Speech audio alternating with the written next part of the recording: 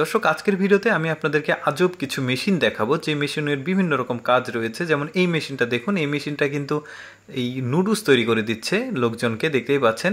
এরপরে যে মেশিনটা দেখাবো এটা হচ্ছে গবাদি পশুর খাবার তৈরি করা, অর্থাৎ আপনি এর ভিতরে খড়, গম, ভুট্টা যা দিবেন সেটা কিন্তু খাবারে পরিণত হয়ে যাবে, দানা দানা। দেখতে পাচ্ছেন এগুলো কিন্তু গবাদি পশুর জন্য কিনে খাওয়াতে হয়, আপনি কিন্তু চাইলে এই মেশিনটা নিয়ে বাসায় খাবার বানাতে পারবেন। এরপরে যেটা রয়েছে ধান থেকে চাল তৈরি করার মেশিন। যদিও ধান থেকে চাল তৈরি করা যায়, বাট এই মেশিনটা অত্যাধুনিক, একদমই ছোট মেশিন। আপনি বাসায়, আপনারা যারা কৃষক রয়েছেন বাসায় এটা নিয়েই কিন্তু চাল তৈরি করতে পারবেন। দেখতে পাচ্ছেন ফ্রেশ।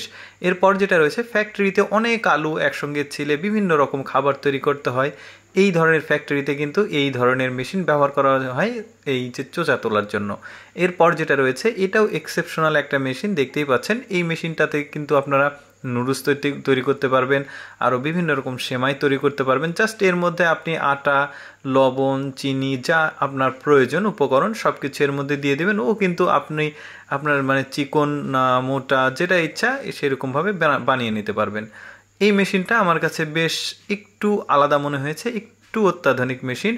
এটা কিন্তু ওয়ারড্রপ বা ড্রেসিং হিসেবে ব্যবহার করা যায়। দেখতে পাচ্ছেন এটা ওয়্যারলেস চার্জিং সিস্টেম, অর্থাৎ এই টেবিলের উপরে মোবাইল রাখলে অটোমেটিক মোবাইলটা চার্জ হয়ে যাবে।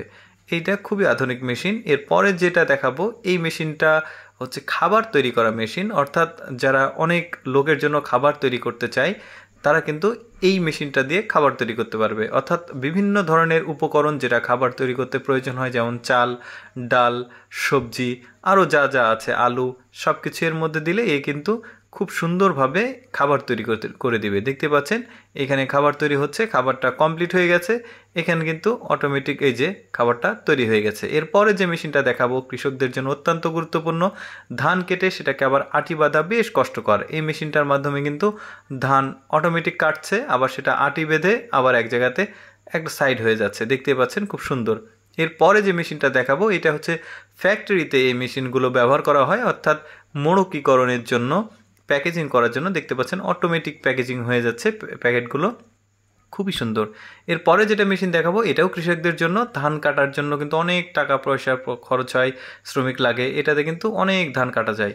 চায়নাতে একসময় এই যে এভাবে রসুন লাগাতো অনেকে কৃষকরা, একসময় দেখলো যে এইভাবে রসুন লাগাতে বেশ কষ্টকর, তাই তারা একটা প্রযুক্তি আবিষ্কার করলো যেটার মাধ্যমে একসঙ্গে অনেকগুলো রসুন লাগানো যাবে, পাশাপাশি সময়টাও বাঁচবে। দেখতে পাচ্ছেন এই মেশিনটার মাধ্যমে অটোমেটিক রসুনগুলো কিন্তু অনেকভাবে এটাকে রোপণ করা যাচ্ছে। যাই হোক, এই ছিল আজকের প্রযুক্তিগত ভিডিও। আমাদের এইরকম ভিডিও দেখতে আমাদের পেজটাকে ফলো করে আমাদের সাথে থাকবেন। আমরা চেষ্টা করি আপনাদের জন্য এক্সেপশনাল সব ভিডিও আপলোড করতে। ধন্যবাদ।